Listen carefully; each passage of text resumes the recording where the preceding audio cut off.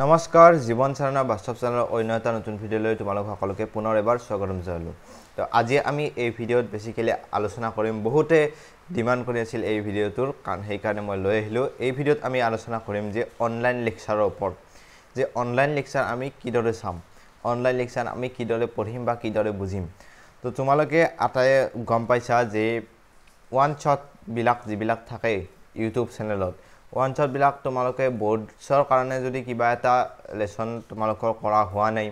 বা তোমালোকে বায়োলজিৰে হওক বা ফিজিক্স কেমিষ্ট্ৰিৰে হওক কিবা এটা লেকচাৰ যদি তোমালোকে সামাৰিটো লাগে বা কিবা এটা লেকচাৰত যদি তোমাৰ ৰিভিজন কৰিব লাগে তেতিয়া হলে তোমালোকে ওৱান শ্বট ভিডিঅ' বিলাক প্ৰিফাৰ কৰিব পাৰা। কিন্তু এইবাৰ যেহেতু নীট 2025 তোমালোকে পেপাৰ পৰ্যন্ত দেখিলা বা নীটৰ হওক বা JEE পেপাৰ তোমালোকে দেখিছা বা চাইছা, তো সেইবিলাক চাই তোমালোকে ধৰিব পাৰিছা যে ওৱান শ্বট লেকচাৰ চালে আমাৰ সেইবিলাক পৰীক্ষাত আমি এটা ভাল পাৰফৰ্মেন্স কৰিব নোৱাৰো, অৰ্থাৎ ভাল আমি এটা প্ৰদৰ্শন কৰিব নোৱাৰো। গতিকে সেইবিলাক পৰীক্ষাত ভাল কৰিবৰ কাৰণে বা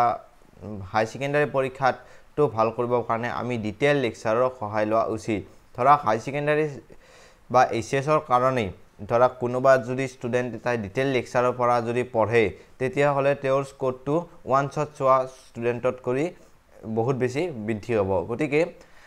এইচএছএ হওক বা কম্পিটিটিভ এক্সাম বিলাকে হওক আমি ডিটেইল ভিডিঅ' চোৱাত বেছিকৈ মনোযোগ দিব লাগে। যিকোনো বেটছৰ সেই বেটছটো লাগে আমাৰ অসমৰ পৰা নিয়ন্ত্ৰিত বেটছে নহওক কিয় বা বেলেগৰ পৰা বেলেগ কোচিং চেণ্টাৰৰ বা কোচিং ইনষ্টিটিউটৰ বেটছে নহওক কিয় আমি ডিটেইল ভিডিঅ'ৰ ফালে সদায় ঢাপলি মেলা উচিত। ভিডিঅ'ৰ আৰম্ভণিতে মই এইখিনি কথা তোমালোকক জনাই থলো। নেক্সট কথাটো আহিল যে ডিটেইল ভিডিঅ' চোৱাৰ নিয়ম কি কি। ডিটেইল ভিডিঅ' চোৱাৰ লগে লগে বহুতৰ নোটছ মেকিঙৰ এটা প্ৰব্লেম আহে, ডিপিপি সলভিঙৰ কুৱেশ্যন প্ৰেক্টিছৰ এটা প্ৰব্লেম আহে। এই প্ৰব্লেমবিলাক এজন এইচএছ ছেকেণ্ড ইয়াৰত পঢ়ি থকা ষ্টুডেণ্ট হিচাপে বা এইচএছ ফাৰ্ষ্ট ইয়াৰত পঢ়ি থকা ষ্টুডেণ্ট হিচাপে আমি কেনেকৈ নিয়ন্ত্ৰিত কৰিম বা সেইবিলাক প্ৰব্লেমৰ লগত আমি কিদৰে যুঁজিম সেইবিলাক কথা আমি এই ভিডিঅ'ত আমি ডিসকাস কৰিম। এতিয়া কথাটো হৈছে এইচএছ পঢ়ি থকা সময়ত আমাৰ বিভিন্ন সময়ত মই আগৰ ভিডিঅ'ত কৈছোঁ যে প্ৰেক্টিকেলছ বিলাক থাকিব বা প্ৰেক্টিকেল বিলাক ঘৰত লিখিবলৈ দিব আৰু তাৰ ওপৰত তোমালোকৰ কিছুমান এইচএছৰ কাৰণে ইম্পৰ্টেন্ট নোটছ মেকিং বা ডায়াগ্ৰাম মেকিং এইবিলাক কথা কিমান বহুত কিবা কিবি জড়িত হৈ থাকে। আৰু তাৰ মাজতে আমি জানো যে বেসিক্যালি অসমৰে কোনোবা ইউটিউব চেনেলৰ বেটছ নহওক কিয় ডিটেইল বেটছ উলিয়াই তেওঁলোকৰে বেটছ নহওক বা বেলেগ ইনষ্টিটিউটৰে বেটছ নহওক কিয় বেছিভাগ আমাৰ টাইমিংটো হয় 4টাৰ পৰা আবেলি 4টাৰ পৰা আমাৰ এই টাইমিংটো হয়। আৰু এই টাইমিংটো হোৱাৰ পিছত এই টাইমিংটোত আমি কেনেকৈ নিজকে চলিম বা এই টাইমিংটোৰ ভিতৰত ধৰা আবেলি 4 বজাৰ পৰা তোমালোকে ৰাতি 10 বজাৰ ভিতৰলৈ এই কোচিঙৰ নোটছ মেকিং কিবা আটাইবিলাক কাম কৰিব পৰাকৈ মই আজি ভিডিঅ'ত ধুনীয়াকৈ কৈ দিম। কথাটো হৈছে প্ৰথমে আমি লেকচাৰ এটেন্ড কৰিব লাগিব। তোমালোকে প্ৰথমে বস্তুখিনি বুজাত ধ্যান দিবা, লিখাটো ইমান বেছি প্ৰথমতে ধ্যান নিদিলেও হ'ব। যিসকলৰ ৰাইটিং স্পীড ভাল, এতিয়া কথাটো চোৱা যে প্ৰত্যেক ব্যক্তি বিশেষে ষ্ট্ৰেটেজিবিলাক বেলেগ হয়। ব্যক্তি বিশেষে কাৰোবাৰ যদি বেলেগ ধৰণে মনত থাকে কোনোবাৰ আৰু বেলেগ ধৰণে মনত থাকিব পাৰে আৰু প্ৰত্যেকৰে যেহেতু পঢ়া ষ্টাইলটো বেলেগ, প্ৰত্যেকৰ এনৰলমেণ্টবিলাক বেলেগ বেলেগ। আৰু কথাটো হৈছে যিসকলৰ লিখা স্পীড ভাল বা যিসকলে জানা যে মই ক্লাছটোৰ লগে লগে নোটছ মেকিং কৰিলে মনটো ভাল লাগি থাকে বা একদম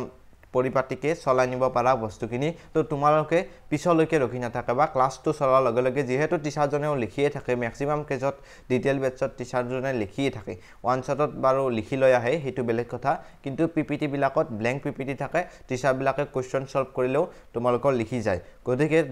মই আগতে থিয়ৰিৰ কথাটো কৈছোঁ, কুৱেশ্যন কেনেকৈ কৰিব লাগে নেক্সট ভিডিঅ'ত ক'ম। তো নেক্সট ভিডিঅ' মানে এইখিনি ভিডিঅ'ৰ লাষ্টত ক'ম। তো কুৱেশ্যন প্ৰথমে আমি থিয়ৰি মেকিঙত গুৰুত্ব দিব লাগিব যিহেতু এইচএছৰ কথা আছে। যে এইচএছত আমি থিয়ৰি মেকিংটো আমি কম্পিটিটিভ এক্সাম বিলাকৰ লগত সেমে হয় থিয়ৰিটো। গতিকে থিয়ৰিটোত আমি আগতে ফোকাস কৰিব লাগিব। যদি থিয়ৰিটো টিচাৰজনে লিখি আছে বা তুমি ভাবিছা যে সেই সময়ত মোৰ লিখা হ'ব, তেতিয়া তুমি একে লেঠাৰে লিখি শেষ কৰি পেলোৱা। আৰু যদি তোমাৰ লাগিছে যে মই লিখা বহুত শ্ল' বা বহুত বেছি একেলগে লিখিলে মোৰ খেলিমেলি হ'ব, ভুল হ'ব, তো তেতিয়া তোমালোকে সেই লিখা বস্তুখিনি ধুনীয়াকৈ পঢ়াত মনোযোগ দিয়া আৰু লিখা হোৱাৰ পিছত অলৰেডি নোটছবিলাক প্ৰভাইড কৰাই হয় যিহেতু চবৰে কাৰণে নোটছ প্ৰভাইড। গতিকে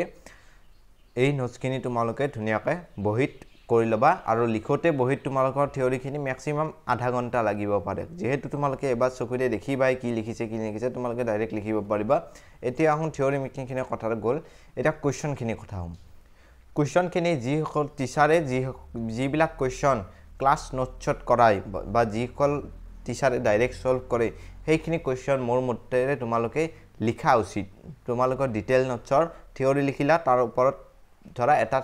এটা মই এটা এক্সাম্পল দিছোঁ ধৰা ফিজিক্সৰ কুলম্বছ লৰ ওপৰত এটা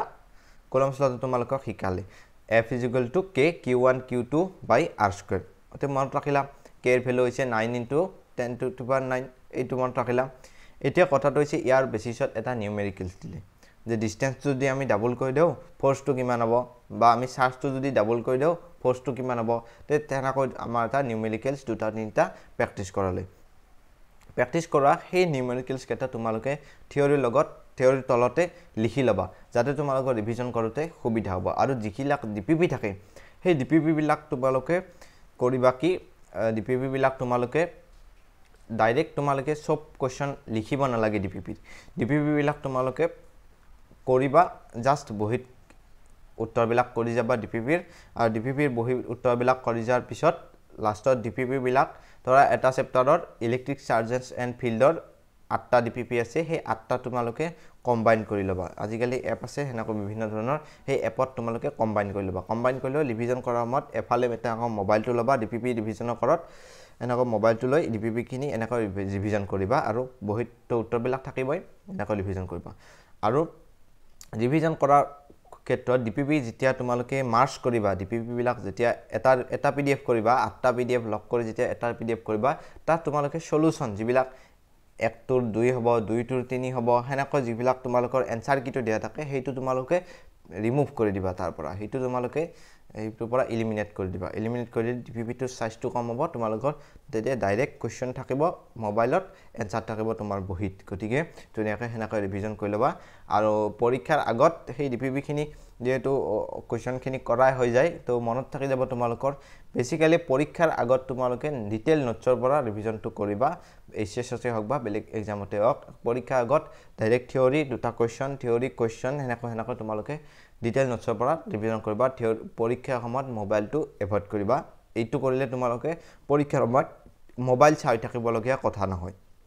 ডিপিপি খিনি চাওতে ধৰা বেছি সময় নালাগে আধা ঘণ্টা 1 ঘণ্টা মোবাইল ইউজ কৰবা বাকি খিনি সময় তোমালোকে বহিৰ পৰা ৰিভিজন কৰিব পাৰিবা এইটো এটা টিপস নেক্সট কথাটো হৈছে যে 4টা পৰা আমাৰ 6 বজালৈকে প্ৰথম ক্লাস নেক্সট ক্লাসটো আমাৰ ধৰা 6:30 পৰা 8 বজালৈকে হয় এতিয়া 8 বজালৈকে যেটো তোমাৰ ক্লাস হয় 8টাৰ পিছত তোমালোকে 8ৰ পৰা 4টা লৈকে তোমালোকে প্ৰথম ক্লাসটোৰ নোটছ খিনি আধা ঘণ্টাত বনাবা নেক্সট 8:30 পৰা 9টা লৈকে তোমালোকে নেক্সট ক্লাসটোৰ নোটছ খিনি বনাবা আৰু তাৰ পিছত তোমালোকৰ ৰাতি ভাত খোৱা সময় আহি যায় বহুতৰ 9টা বজাৰ লগে লগে গটিকে তোমালোকে ভাত পানী খাই লবা তাৰ পিছত ধৰা 9:30 মানৰ পৰা যেহেতু ডিপিপি বিলাকত 10 বা 15টা চেপ্টাৰ এনেকৈ থাকে 10 বা 15টা কোৱেশ্চনে থাকে তো ফিজিক্সৰ যেহেতু তোমালোকৰ সেইখিনি আজি ক্লাসটো শিকোৱা বস্তুৱে হয় তোমালোকৰ সেইখিনি কৰতে বেছি সময় নালাগে ধৰা ফিজিক্সৰ হলে তোমালোকৰ আধা ঘণ্টা 45 মিনিট লাগিব পাৰে কিছুমান নতুনতে আৰু বায়োলজি যি হলৰ আছে বায়োলজিটো তোমালোকৰ 5-6 মিনিট বা 10 মিনিট ম্যাক্সিমাম হৈ যাব ডিপিপি গটিকে 10 বজালৈকে তোমালোকে প্ৰায় ঠিক বা 10 বা 10:30 বজালৈকে তোমালোকে ক্লাস চাস কৰি নোটস বনাই ডিপিপি কৰি একদম ফাইন গতে একদম লেঠা হেক তাৰ পিছত তোমালোকে ৰাতি তোমালোকৰ এইচএছৰ কাৰণে ৰিভিজন কৰিব পাৰাবা সেইখিনি বস্তু আৰু পুনৰ ৰিভিজন কৰিব পাৰাবা নেক্সট দিনা আমি পৰিকল্পনা কি হেইটো কৰিব পাৰাবা কিছুমানে হৈ যায় নেক্সট দিনা ৰাতিপুৱা উঠিব পাৰা তো এনেকৈ কৰিলে মোৰ বুটেৰে বেছি লাভ হ'ব বা এইচএছত আহা আমাৰ কোৱেশ্চন বেংকৰ পুৰণা প্ৰশ্নবিলাক পঢ়িব পাৰা তো এই ৰেগুলাৰিটিটো যদি আমি মেইনটেইন কৰিব পাৰো বহুত ধুনীয়াকৈ হৈ যাব আৰু যেহেতু এইচএছ ফাৰ্স্ট ইয়াৰ আৰু সেকেন্ড ইয়াৰত যিকোনো কোচিং ইনষ্টিটিউটৰে ডেইলি দুটাকৈ ক্লাস থাকে মই যিমান দূৰ জানো ডেইলি দুটাকৈ ক্লাস থাকে 4টা পৰা 8টা লৈকে হয় এই দুটা ক্লাস তাৰ পিছত তোমালোকে নিজে মিলি এনেকৈ কৰিলে নিশ্চিতভাৱে ৰেগুলাৰিটিটো হৈ থাকিব সব কাম একদম ইজি লাগিব যদি সেইখিনি সময়ত 4টা পৰা যদি 10টা লৈকে সেই কঠোৰ পৰিশ্ৰমটো কৰি দিয়া তেতিয়া সবতে লাভ হৈ যাব বহুত বেছি প্ৰেক্টিস কৰিব নালাগে তাৰ পিছত ৰাতি তোমালোকে যদি এইচএছ পঢ়িব এতিয়া মন নাই তোমালোকে ক্লাস 11 ৰ পঢ়িব পাৰা 11ত ৰিভিজন কৰিব পাৰা শৰ্ট নোটছ বা এনেকৈ নোটছ যদি ভালকৈ বনাই থৈ দিছা বা তোমালোকে এইচএছৰ কাৰণেও প্ৰেক্টিছ কৰিবলৈ এটা কথা মই কৈ থৈ দিওঁ যে কম্পিটিটিভ এক্সামে হওক বা কিবাই হওক মই নিজৰ পৰা কিছুমান বস্তুৱে কৈছোঁ যে আগৰে তোমালোকে যেহেতু এইচএছটো আহি আছে তো আগত এইচএছটো যেহেতু নিট হওক বা JEE দিয়া হওক এটা মিনিমাম পাৰ্চেণ্টেজ ৰিকুৱাৰমেণ্ট হয় এইচএছত গতিকে সেই পাৰ্চেণ্টেজটো যাতে তোমালোকৰ আহে তাৰ কাৰণে তোমালোকে ধুনীয়াকৈ প্ৰেক্টিছ কৰা আৰু মিনিমাম তোমালোকে 75% প্লাছ আনিবলৈ ট্ৰাই কৰা 75% প্লাছ আনি গ'লে তোমালোকৰ সকলোতে ৰাস্তা খোল খাই যাব গতিকে 75% প্লাছ আনিবলৈ তোমালোকে এইচএছত ট্ৰাই কৰা এইটোৱে কথা মেইন তোমালোকে আৰু প্যাৰেলালি তোমালোকে এইবিলাকো কৰি যোৱা মই যেনেকৈ তোমালোকক কলো বুদ্ধিটো দিলো তেনেকৈ তোমালোকে কৰি যোৱা আৰু তেতিয়া তোমালোকৰ ধুনীয়াকৈ সববিলাক কাম হৈ যাব আৰু যিসকলৰ মেথছ আছে অৰ্থাৎ যেই হয় যে মেথছ থাকে তেওঁলোকে অলপ টাইমটো অলপ বেছি কৰি দিব লাগিব মই 4 পৰা 10 লৈ কৈছো তেওঁলোকে হয়তো 4 পৰা 11 তলৈ দিব লাগিব পাৰে অনলাইন ক্লাছৰ নামত যেহেতু টিউচন পাতি বহুতে নলয়ে আজিকালি অনলাইনত ওপৰতে ডিপেন্ড গতিকে এইখিনি কৰিলে হয় আৰু যিসকলে খুদা প্লেন এইচএছ পঢ়ি আছে বা অসমৰ আমাৰ কোনোবা বেটছতে এনৰল হৈ আছে তো তেওঁলোকে ডাইৰেক্ট এইখিনি কৰিলে তেওঁলোকৰ এইচএছটো একেলগে কভাৰ হৈ যাব যেহেতু কম্পিটিটিভ এক্সামৰ কথা নাথাকে তো এনেকুৱা ধৰণে কৰিলে নিশ্চিতভাৱে এটা সুফল পাব বুলি মোৰ বিশ্বাস ধন্যবাদ